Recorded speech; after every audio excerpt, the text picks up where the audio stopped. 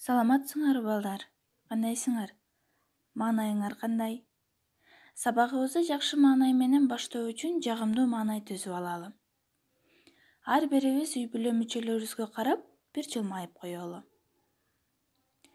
Азаматсыңар балдар. Андай эмесе сабагыбызды баштайлы. Биз азыр силер менен мекен таануу сабагын өтөбүз. Сабагыбыздын темасы үй бүлө мекен башаты. Үй бүлө кимдерден түзүлөт? Үй бүлө мүчөлөрүнүн иретти орундары менен таанышабыз. Анда эмесе балдар, кулак төшөп угуп отургула. Биздин үй бүлөбүздө 5-тен 6-дан, кээ бир учурда андан да көп адамдан түзүлөт үй бүлөбүз. Анда ушуларды иреттеп айтып чыксак, биринчи орунда чоң атабыз турат. Андан кийин чоң энебиз. Эгерде биз тайата энебиздин үйдө жашасак, анда биринчи орунда атабыз, андан кийин энебиз. Алардан соң биздин атабыз, биздин сүйүктүү атабыз. Атабыздан кийин бизге мээримин төгүп күн нурундай болуп жаркырап турган апабыз бар. Апабыз турат.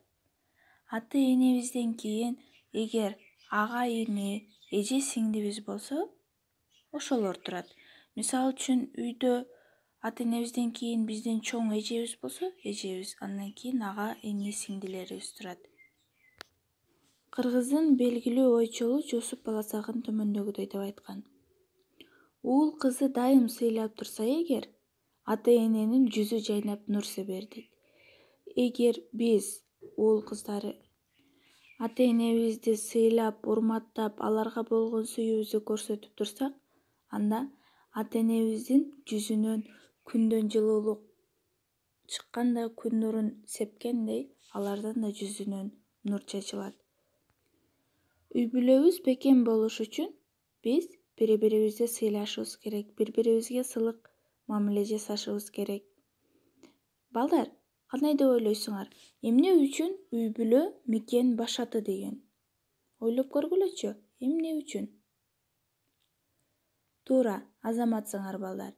Себеби кичинекей бир мамлекет бизден 4-төн 5-тен адамдан турган үй бүлөдөн башталат. 5-6-дан турган адам бул кичинекей бир мамлекет болуп саналат. Балдар, биз силер менен өткөн азыркы тема түшүнүктүү болду деп ойлоймун. Темабызды бышыкташ үчүн мен силерге тапшырма беремин. Менин үй бүлөм деген темада аңгеме түзүп айтып бересиңер. Анда эмесе, ийгилик балдар.